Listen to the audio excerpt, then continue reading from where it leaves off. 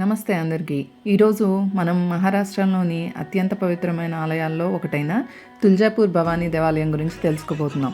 ఈ దేవాలయం గురించి నేను ఎందుకు చెప్తున్నా అనుకుంటున్నారా? మేము రీసెంట్గా 13 days ట్రిప్ వెళ్ళామన్నమాట. అది హైదరాబాద్ టు వారణాసి కారులో సెల్ఫ్ డ్రైవింగ్లో వెళ్ళామన్నమాట మా ఫ్యామిలీతో. సో ఈ ట్రిప్లో భాగంగా మేము ఫస్ట్ వెళ్ళినటువంటి ప్లేస్ వచ్చేసి తుల్జాపూర్ భవానీ దేవాలయం. అందుకోసమే నేను ఆ ఆలయం గురించి మీకు చెప్పబోతున్నాను. ఈ ఆలయం వచ్చేసి సయాండ్రా జిల్లా తుల్జాపూర్ పట్టణంలో ఉంది.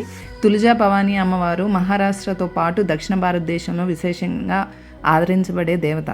ఈ అమ్మవారు ఛత్రపతి శివాజీ మహారాజుకు కులదేవతగా ప్రసిద్ధి చెందారు.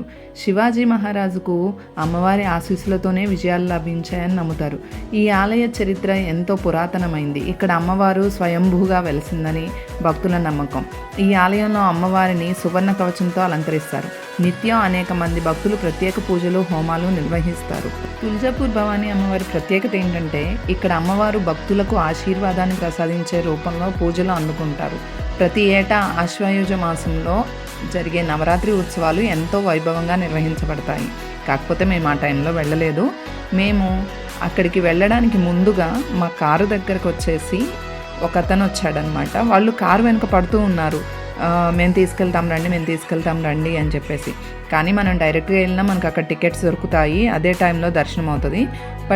కానీ వాళ్ళు ద్వారా వెళ్ళడం వలన మనం టికెట్ తీసుకోవాల్సి వచ్చింది, ప్లస్ క్యూలో నిలబడాల్సి వచ్చింది, దర్శనం కోసం వెయిట్ చేయాల్సి వచ్చింది. అదిగో చూస్తున్నారు కదా, ప్లేట్లో కొబ్బరికాయ అట్లా పెట్టి మనకి ఒక కోంబో ఇస్తారనమాట. ఆ కోంబో పట్టుకొని మేము అలా టెంపుల్లోకి వెళ్ళాము. టెంపుల్లోకి వెళ్ళిన తర్వాత 1.5 hours మాకు క్యూలో టైం పట్టింది.